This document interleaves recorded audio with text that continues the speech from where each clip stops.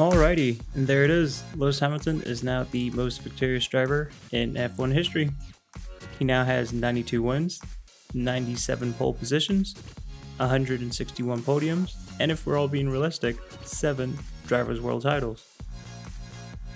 Statistically, Lewis is the greatest driver to ever race in Formula 1, but subjectively, others may have opinions like drivers like Senna, Fangio, Lauda, etc.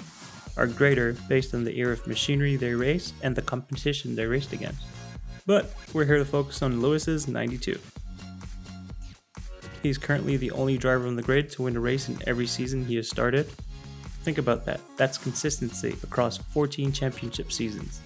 In his 6 years at McLaren, he was able to win 21 races, qualify for 26 poles, finished on 41 podiums, and win 1 Drivers' World Championship, with an average finishing position of around 7. That's not bad for any F1 driver. I mean, most drivers would take that as a complete career. But both Lewis and McLaren felt that they should have accomplished more together, especially considering that their first 2 years at McLaren, he could have won 2 Drivers' World Championships. The change in regulations of 2009 saw McLaren and Ferrari falling behind to develop the infamous double diffuser, and would eventually become the blown diffuser, as the FIA pursued to ban that thing. I remember year after year they came out with new regulations trying to ban the blown diffuser. In 2013, Lewis joined the Mercedes factory team in hopes of developing a championship-winning car.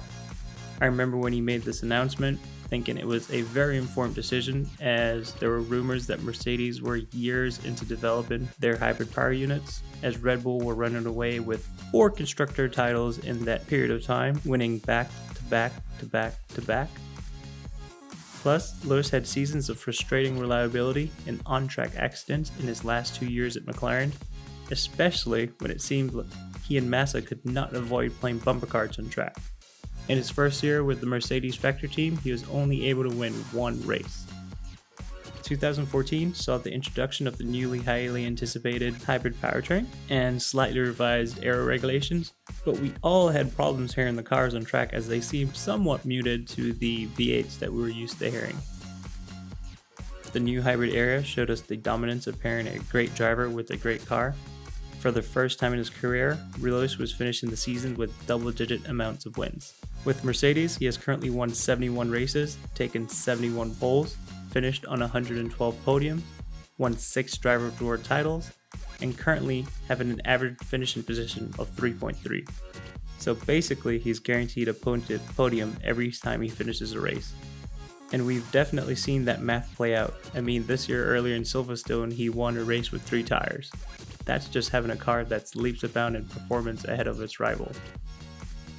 But as I've said before, it's not Mercedes' fault that they're so dominant. They are simply competing to the level of their competition. Or as Martin Brundle would say, they can only beat what's around them.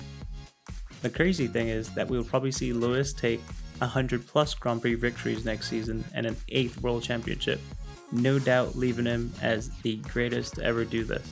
I'm actually quite surprised he hasn't signed up for an additional year or 2 at Mercedes already. With the regulations frozen for 2021, it's all but guaranteed that Mercedes would be the team to beat next year. As much as he talks about racing wheel to wheel, I'm pretty sure he enjoys winning more. It's not like he's going to be switching to a team like Renault so he could battle his way through the midfield.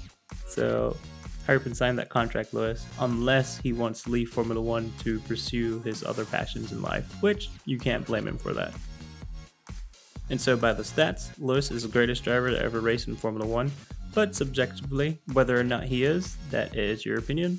Let me know in the comments below.